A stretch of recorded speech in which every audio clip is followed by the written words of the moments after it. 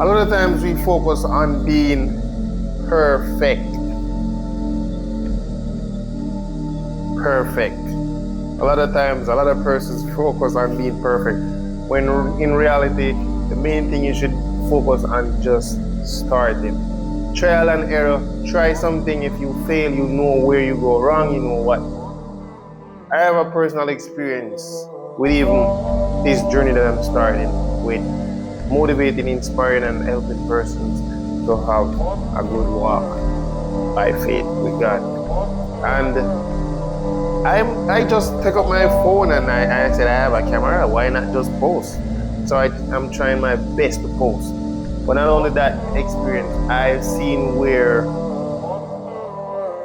I used to tell myself, when I reach such and such, or when I started, if I get 100K, if I get 1K, then I will just continue. I'm just starting because in reality, it will reach to a level where it's gonna reach over 1K. But my point is, just start, stop procrastinating, stop trying to be in this perfect. A lot of persons try to be perfect, but not. And in the process of trying to be perfect, you're only hurting yourself. Trying to wait for the perfect time and the perfect moment, the perfect day, when it's sunny, when it's raining, that day shall never come. But if you just get up and just start and believing and trusting yourself and walk with God, you will never fail.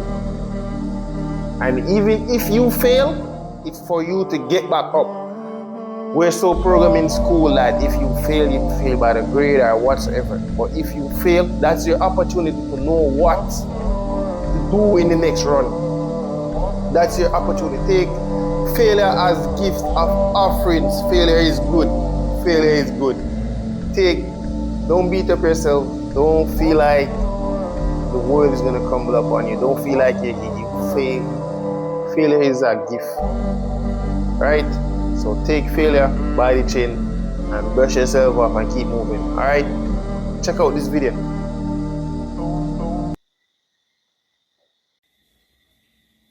The clay figure no longer wants this body because the mud dirtied his spotless floor.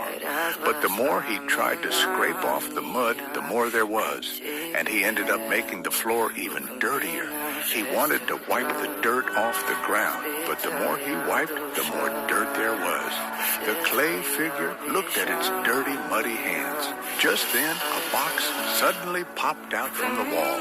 The clay figure carefully walked over. Inside, there happened to be exactly what he wanted. The clay figure took out the gloves and put them on. Now he could finally give the room a proper cleaning. He wiped the floor while stepping backward, cleaning up every single footprint he had just made. Yet he was still standing on the spotless floor in order to keep the room clean. The clay figure stepped on the rag. Now the floor was finally completely clean, but he confined himself to that small piece of rag, losing every bit of freedom. Unexpectedly, the next second, another box popped out from the wall. The clay figure wanted to go over and see what was inside the box. In order not to dirty the floor, he stepped on the rag and moved forward little by little. Then he lost his balance and fell. Now the floor became even dirtier. Looking at the filthy floor, the clay figure felt utterly devastated, so he strode forward without hesitation. Unexpectedly, inside the cabinet were exactly the shoes he wanted. The clay figure took out the shoes and put them on its feet. A box suddenly popped out from the wall again. This time, it delivered a set of clothes. The clay figure put them on without hesitation. But when putting on his pants, the clay figure lost his balance and fell to the ground again, knocking over a nearby bucket of water and making an even bigger mess.